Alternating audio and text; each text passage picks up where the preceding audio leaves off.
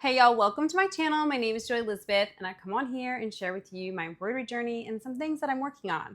So today I'm working on a 4th of July shirt for a customer. So we have this pretty light blue. This is the design that I have, and these are the fun fabrics that we are putting in the letters today. So let me jump on the computer and show you really quick the design setup, and then we're gonna get this hooped up and stitched out. So hopefully I can get you through this really quick today, but I just wanna come on here and share something fun that you might be looking for something to do for 4th of July, something that's not too complicated, something that you could probably do with some of the designs and fonts that you might already have. So I'm going to be using my favorite Appliqué font today. It's the tall academic letters that I use on a lot of my glitter HTV shirts that you may have seen, may or may not have seen if you've watched some of my other videos. But I am kind of tweaking it a little bit, and I will show you that on the computer. But just know that normally you do not want to resize a design more than 20%. Because it can mess up all of the stitching. And some designs you can't even resize at all, or they'll mess up.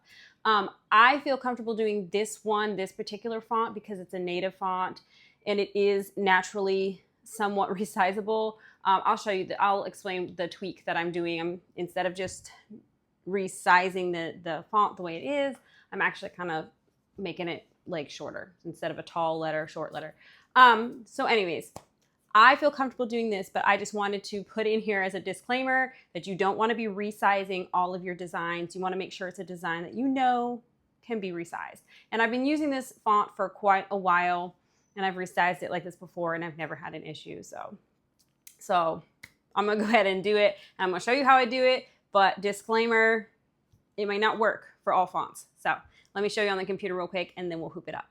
So here is the design that I've put together for this shirt today, and I'm using one of my most favorite fonts, this academic tall satin font, and it is a native font, which means that you can come in here and drag it to the size that you want, and it automatically changes the stitches for you.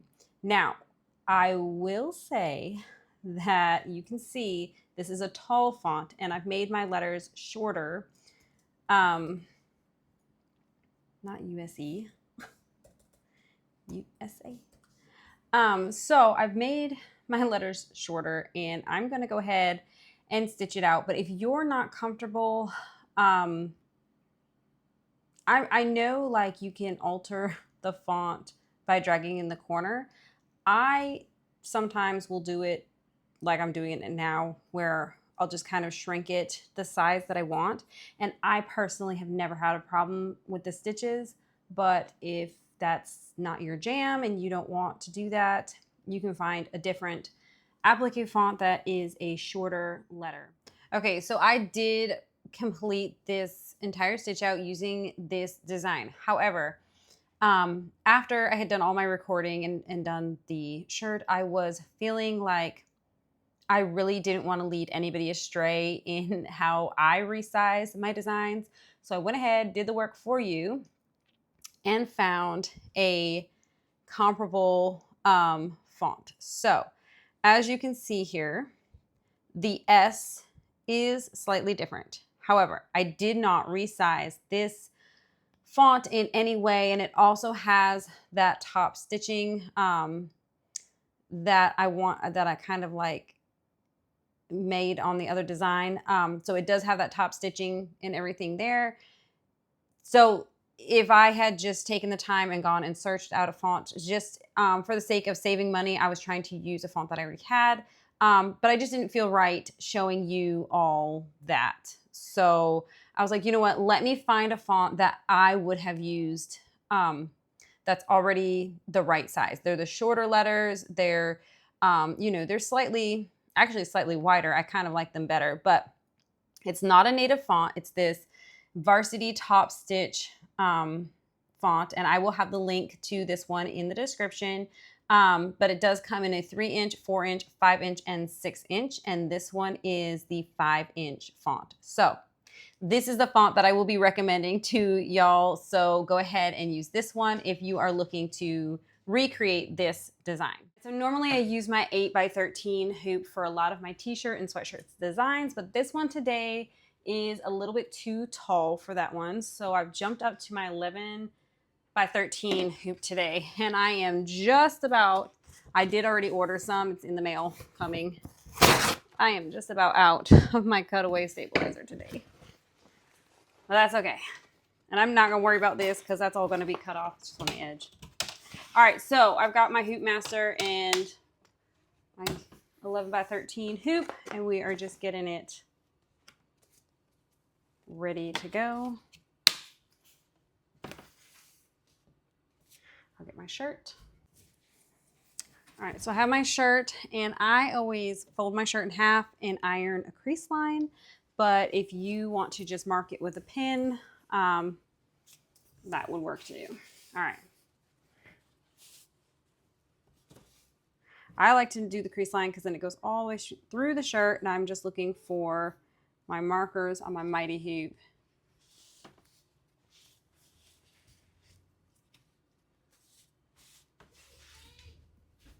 All right, and then before I hoop it, I'm gonna make sure I have it low enough in the design, low enough in the hoop, sorry, so that my design will stitch out.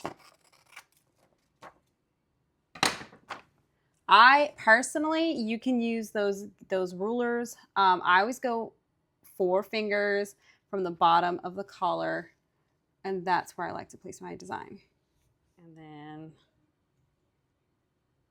I'm just gonna tape it in place today.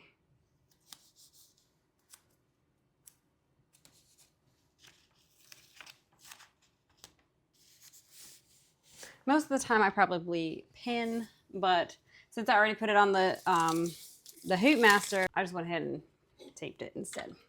All right, so I have my design ready. I have my printout here, and this prints it out true to size, so I know it's gonna fit, and then we just clip it on, and now it's ready to go on the machine, and I'm gonna get the fabrics ready. All right, so these are the fabrics that we picked for the letters.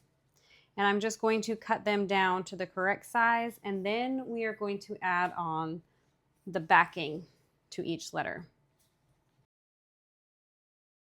Have to add a gingham in. It's so popular right now.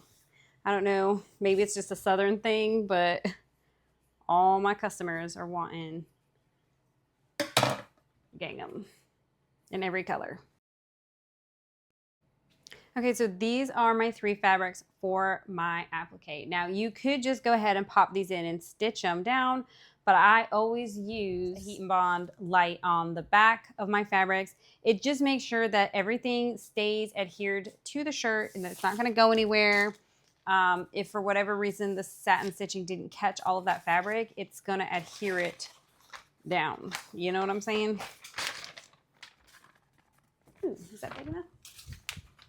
That is not big enough. Well, actually that may be big enough for one. And that'll be big enough for the other 2.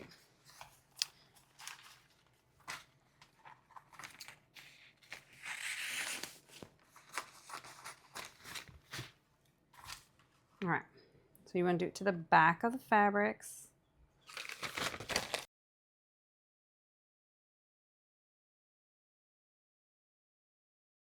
So I went ahead and did the trace stitch of my design. Normally I would have it stitch out each letter individually in different colors, but of course I would stitch it all out in the same color in my design so that it was doing one letter at a time. I didn't do that today, but I just made sure that I have my fabrics cut in a way that they're not going to overlap, or we're going to place them in a way that they're not going to overlap, and we'll just stand and kind of babysit the machine a little bit and it will be okay. So you want to make sure that you peel the backing off of your fabrics. I one time very early in the beginning of my embroidery journey, I forgot to peel the backing off. Thankfully, it was one of my own children's shirts. I wasn't running a business at that time, so still stitched out great. It just had like a crinkle effect inside because it had that paper Make sure you peel it off. All right, so I'm pretty sure that I can just place these down and they should just be able to stitch out completely and they're not going to overlap or anything. But I might just go ahead and put a piece of tape at the top and the bottom to make sure that these don't shift on me and I don't have to put my fingers in there at all.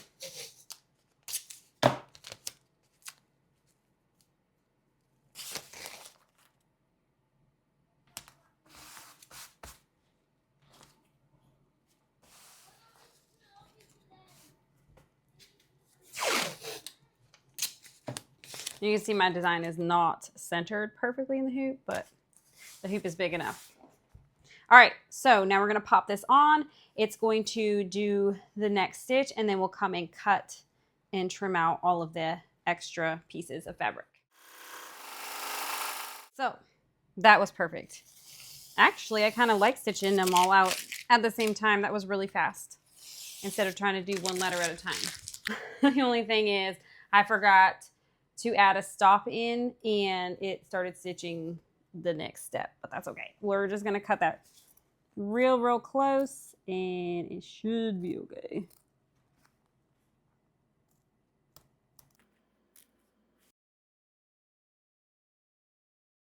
And then to get inside of that A right there, I just use a stitch ripper and very carefully try to only get that top layer fabric. I always check too, like, oh, okay, I didn't get the shirt underneath. And then so once I poked a little hole, I can come back in with my scissors. All right, the next thing that I normally do, and this is more of a preference rather than a rule, this is just something that I like to do. You could absolutely just pop this back on the machine, finish stitching out all the satin stitches, and then press it at the end. I personally, if my iron fits inside of the hoop, I like to go ahead and just give it a little press now before those satin stitches. And again, this is just a preference. Now, if you were doing a glitter HGTV, you would want to put a parchment paper down, but since this is just cotton fabric, I can just iron directly on the letters. So, and I do this partly just because it's habit. It's just kind of what I've come to do, come to like. Also, I don't have a heat press, which hopefully I will be getting one soon. But I don't have a heat press, and I think the best method for pressing it after is a heat press, but I don't have one. So I like how it presses better if I use the iron at this stage. But you can do what you like. You can press it now, you can stitch it out and press it after. Either way, all you're doing is making sure that that heat and bond is bonding both the fabric and the shirt together. So it's ready to stitch out. This is how it's stitched out. And I will say I'm a little disappointed with the bow quality because I've done this bow before. But I've done it on sweatshirts, and I think everything is always gonna stitch out better on a sweatshirt, number one. And then I think the one I did was maybe a smaller size. But anyways, other than that, I love it. So we're gonna take it out of the hoop and show you how I clean it up and add the backing to it. And this is done. All right. So if you're a beginner, make sure when you're cutting your stabilizer off the back of your shirt, you're always pulling it up so that the fabric is like in front of you, pulling away from it. Does that make sense? And I speak from experience because I've snipped a few shirts. You know, if you're going this way and you're trying to come in here, I'm like, you know, not even confident doing it at all. If you're doing it like this, always hold it so the shirt's against you as you're cutting your stabilizer off. And then today I did use a regular medium weight cutaway stabilizer and I only used one layer. because it's an applique design. So those letters are already interfaced with the heat and bond and the fabric. So they are just kind of thicker in general. However, if I was doing a chest logo that was a denser stitch out, I always double, triple, and quadruple my stabilizer. But for a large design that's applique, I usually am okay with just a single layer of cutaway stabilizer. All right, so this is an adult shirt. So this is optional. You don't have to, but I always add on t-shirts, not necessarily on sweatshirts, but definitely always on t-shirts. I always add a backing. It's a preference. I know that a lot of people just say it's for baby clothes, but even the clothes that I wear, if I'm wearing a t-shirt, I like to have the backing on it. So I'm gonna go iron that on, and then this shirt will be finished. All right, so I have my my cloud cover or cover stitch piece ready, and I always fold it in fourths and then give it a curved edge. So it is cut to size. And this is one that I just picked up off Amazon. It's a little thinner than the one I used to use. I kind of like the one I used to use better, but you know I'm going to use this up before I go buying something else.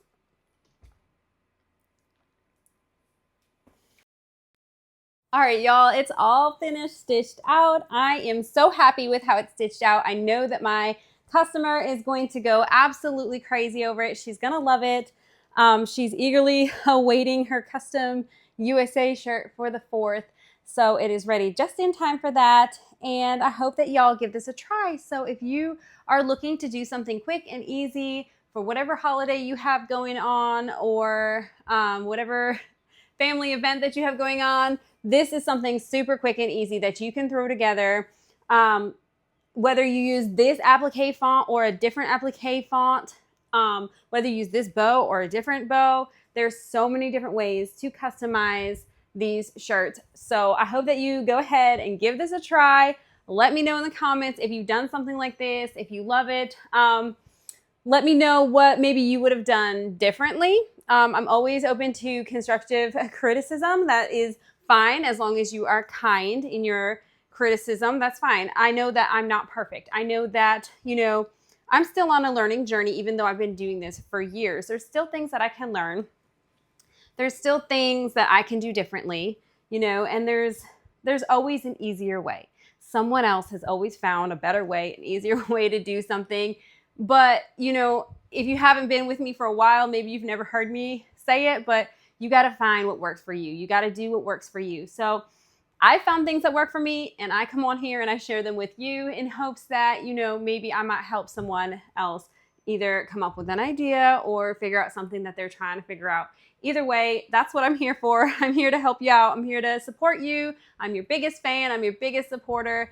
And I would love to know if you give this a try. So let me know if you've done this, or if you're planning on doing this, or if this gave you some great ideas. I'll see y'all in the next video.